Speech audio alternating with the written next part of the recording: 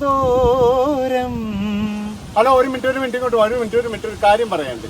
വേറെ ഒന്നുമല്ല, ഞാൻ ഇന്ന് പറയാൻ പോകുന്നതെന്ന് പറഞ്ഞു കഴിഞ്ഞാൽ, ഈ ഷെറിൻ എന്ന് പറയുന്ന ഒരു കൊലക്കേസ് പ്രതി നമുക്കെല്ലാവർക്കും അറിയാം. ചെങ്ങന്നൂരിലെ ഭാസ്കര കാരണവർ എന്ന് പറയുന്ന ഒരു പാവം 65 വയസ്സുകാരനെ നിഷ്ഠൂരമായി കൊലപ്പെടുത്തിയ മരുമകളാണ് ഈ ഷെറിൻ എന്ന് പറഞ്ഞു കഴിഞ്ഞാൽ.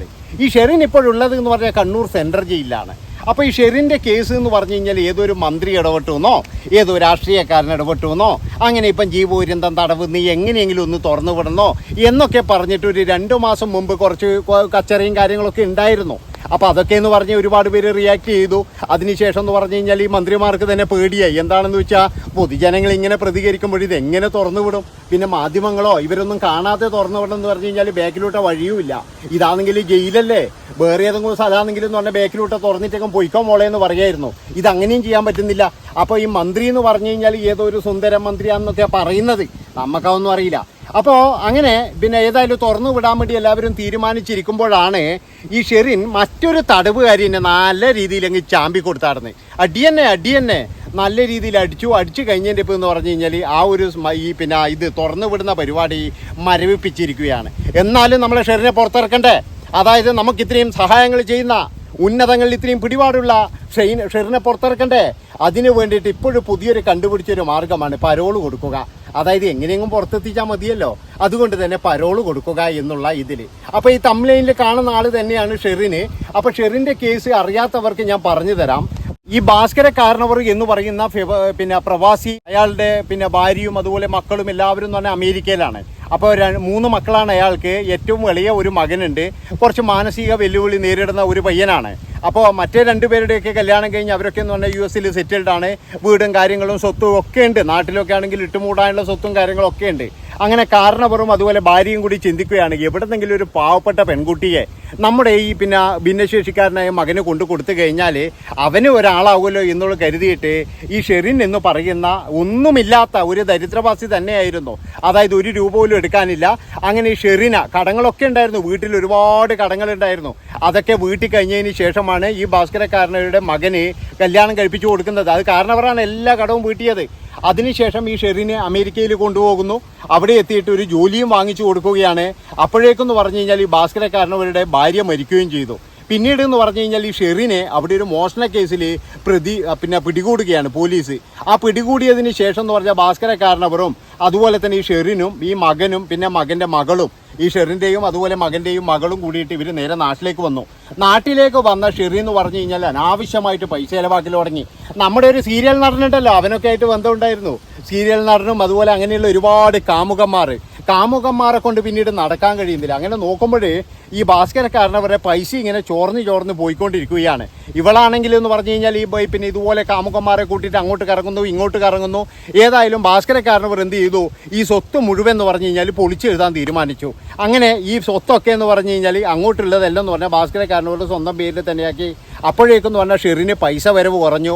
ഇത് കുറഞ്ഞപ്പോഴെന്ന് പറഞ്ഞാൽ ഷെറിന് വട്ടാകാൻ തുടങ്ങി. അങ്ങനെയാണ് ഈ ബാസിത്ത് എന്ന് പറയുന്ന തൻ്റെ കാമുകനെയും ഉപയോഗിച്ച് ഒരു ദിവസം രാത്രി എന്ന് പറഞ്ഞാൽ ഭാസ്കരക്കാരനവരെ കൊലപ്പെടുത്തുന്നത്. ആ കൊലപ്പെടുത്തിയതിന് ശേഷമാണ് ഈ ഷെറിനെ ഈ ജയിലിലേക്ക് അയക്കുന്നത്, ജയിലിൽ വന്നതും. അത് കഴിഞ്ഞതിന് ശേഷം ഈ ഷെറിന് ഭയങ്കര ഉന്നതരത്തിലുള്ള ബന്ധമുണ്ട് എന്ന് പറയുന്നത്.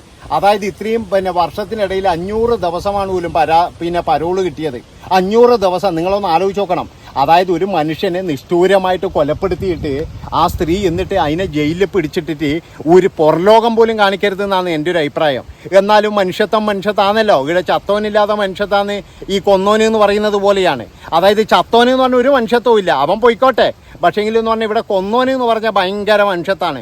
ഞാൻ പറഞ്ഞല്ലോ ഇപ്പം തന്നെ എന്ന് പറഞ്ഞു കഴിഞ്ഞാൽ നമ്മളെ ചെന്താമര കേസ്, ഈ ചെന്താമരനെ തുറന്നു വിട്ടപ്പോൾ തന്നെ എന്ന് പറഞ്ഞു കഴിഞ്ഞാൽ ആ ഒരു പിന്നെ എന്താ പറയുക ഒരാളും അതുപോലെ അവരെ അമ്മയും എല്ലാവരും പോയിട്ട് പറഞ്ഞു, എൻ്റെ സാറേ ഞങ്ങളിന്ന് രക്ഷിക്കണം, അതായത് ആ ചെന്താമര ഞങ്ങളെ കൊല്ലാൻ നടക്കുവാന്ന് ഓനെ തുറന്നു വിട്ടിട്ടാണ് ഉള്ളത് ഇപ്പം ജാമ്യത്തിൽ. അങ്ങനെ ചെന്താമര വന്നിട്ട് ഇവരെ എല്ലാവരെയും കൊന്നു കഴിഞ്ഞപ്പോൾ പോയിട്ട് ചെന്താമരയെ പ്രൊട്ടക്റ്റ് ചെയ്യും. ഇനി ചെന്താമരയാരും തൊടാൻ പാടില്ല എന്ന് പറഞ്ഞ പോലെയാണ്. ചെന്താമര ഇപ്പം നല്ല ഊണൊക്കെ കഴിച്ച് പിന്നെ എന്താ പറയുക ബിരിയാണിയൊക്കെ കഴിച്ച് മീൻ പൊരിച്ചതൊക്കെ കൂട്ടി ചോറെല്ലാം കഴിച്ചപ്പോൾ ജയിലിൽ കിടപ്പുണ്ട്. ആ ഒരു 2 പേര് അവരെ പോയില്ലേ, ആ കുട്ടികൾക്കിപ്പോൾ ആകെയുള്ള അമ്മേനെ പണ്ട് കൊന്നു.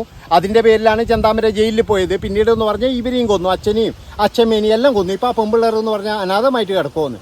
അതേപോലെ തന്നെയാണ് ഈ ഷെറിൻ എന്ന് പറയുന്ന ഈ ഒരു എന്താ പറയുക ഈ സ്ത്രീ നിഷ്ഠൂരമായിട്ട് ഒരാളെ കൊന്നതിന് എന്തിനാണ് ഇതിനെയൊക്കെ തുറന്നു വിടുന്നതെന്നാണ് ഞാൻ ആലോചിക്കുന്നത്.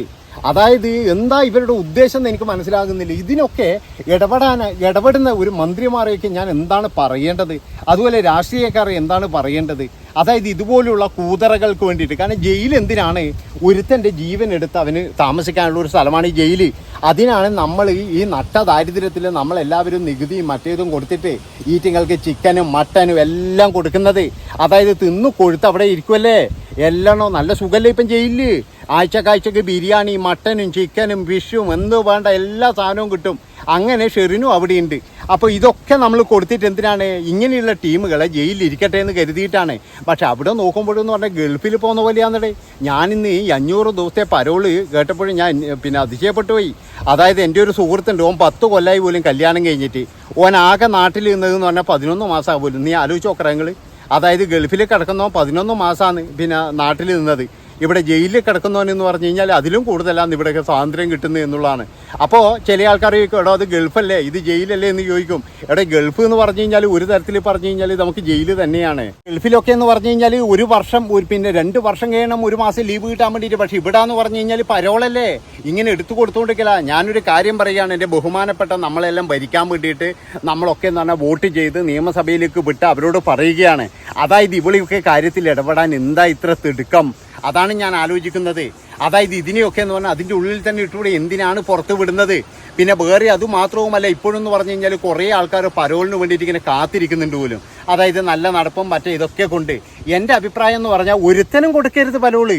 അതായത് ഈ പരോള് കൊടുത്തുകൊണ്ടിരിക്കുമ്പോഴാണ് ഇവിടെ നല്ല സുഖമാണ്, നമ്മുടെ ഇത് ഇങ്ങനെയാണ്. 1-2 വർഷം കഴിഞ്ഞാൽ പരോള് കിട്ടും. പിന്നെന്ന് പറഞ്ഞാൽ നാട്ടിൽ പോയി കഴിഞ്ഞാൽ കുറച്ച് വിലയുവാന്ന്. അതായത് ഒരുത്തനെ കൊലപ്പെടുത്തിയിട്ടാന്ന് വന്നു കഴിഞ്ഞാൽ ഗുണ്ടയുടെ പരിവേഷമല്ലേ, പിന്നെ നല്ല വിലയാന്ന്. അതുകൊണ്ട് തന്നെ എന്ന് പറഞ്ഞാൽ ഇവന്മാരൊക്കെ എന്ന് പറഞ്ഞാൽ ഇമ്മാതിരി തോന്നിയവാസ പരിപാടിക്ക് നിൽക്കുന്നത്. അതുകൊണ്ട് എന്ത് വേണമെന്ന് പറഞ്ഞു കഴിഞ്ഞാൽ ജയിലിലായോ പിന്നെ ജീവിതകാലം മുഴുവൻ ജയിലിൽ തന്നെ. ആ ജയിലിൽ നിന്ന് പിന്നെ ഒടുങ്ങണം ഇവൻ. അല്ലാതെ ഒരു കാരണവശാലും ഇവന് പരോളൊന്നും കൊടുത്തിട്ട് ഇങ്ങനെ സൂചിപ്പിക്കേണ്ട ആവശ്യമില്ല. പക്ഷേ ഷെറിൻ്റെ പരോൾ എന്ന് പറഞ്ഞു കഴിഞ്ഞാൽ ഭയങ്കര വിവാദമായിരിക്കുകയാണ്. നേരിട്ടല്ലേ ഉന്നതന്മാർ ഇടപെടുന്നു. ആലോചിച്ച് നോക്കണം നിങ്ങൾ, എന്തൊരു ശുഷ്കാന്തിയാന്ന്. അതുപോലെ ഷെറിനെ എന്ന് പറഞ്ഞു കഴിഞ്ഞാൽ നമ്മൾ എന്തോ ഒരു വലിയൊരു സമരം വിജയിച്ചിട്ട് കൊണ്ടുപോകുന്നത് പോലെയാണ് ഷെറിനെ ജയിലിൽ നിന്ന് കൊണ്ടുപോകുന്നത്. ഓടി കാറുകളൊക്കെയാണ് വരുന്നത് 10-40 ലക്ഷത്തിൻ്റെ. അപ്പം അങ്ങനെയൊക്കെ എന്ന് പറഞ്ഞ് രാജകീയമായിട്ടാണ് ഈ ഷെറിൻ എന്ന് പറയുന്നത് ആൾ പുറത്തിറങ്ങുന്നത്. ആലോചിച്ച് നോക്കണം, എന്തൊരു അവസ്ഥയാണിത്. അല്ല ഭാസ്കരക്കാരനവരുടെ മറ്റു മക്കൾക്കും അവർക്കൊക്കെ എന്ന് പറഞ്ഞാൽ എത്രമാത്രം വിഷമമുണ്ടാകും. അത് ഈ എന്നാ പറയേണ്ടത്, ഇതിനൊക്കെ ഇത്രയും പ്രാധാന്യം കൊടുക്കേണ്ട ആവശ്യമുണ്ടോ? ഇതൊക്കെ ജയിലിൽ നിന്ന് ഒടുങ്ങട്ടെ എന്ന് വിചാരിച്ചാൽ പോരെ? അതുപോലെ തന്നെ എന്ന് പറഞ്ഞാൽ എൻ്റെ അഭിപ്രായത്തിന് ഞാൻ ആദ്യവും പറയുന്നതാണ് ഇപ്പവും പറയുന്നതാണ്, ഇവറ്റകൾക്ക് എന്ന് പറഞ്ഞാൽ ജീവൻ നിലനിർത്താൻ വേണ്ടി മാത്രമേ ഭക്ഷണം കൊടുക്കാവൂ. അല്ലാതെ ജയിലിൽ പോയിട്ട് വരുമ്പോഴേക്ക് തിന്ന് കുടിച്ച് ചീർത്തിരിക്കുന്ന ചില ടീമുകളുണ്ട്. അതൊന്നും ഉണ്ടാകരുത്.